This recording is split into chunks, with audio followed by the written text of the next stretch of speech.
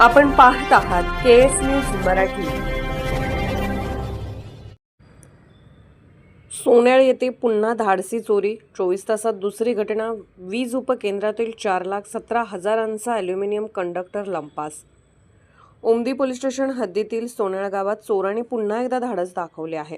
अवघ्या 24 तासांच्या आत सोन्याळ येथेच दुसरी मोठी चोरी घडली आहे। यावेळी चोरट्यांनी थेट वीज वितरण उपकेंद्रालाच टार्गेट केले। ही घटना शुक्रवारी रात्री जत उमदी रोड टच असलेल्या सोन्याळ फाटा येथील वीज वितरण उपकेंद्रात घडली।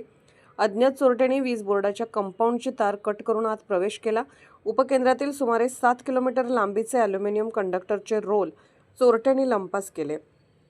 या रोलचे एकूण वजन 1432 किलो असून त्याची अंदाजे किंमत 4,17,000 रुपये इतकी आहे।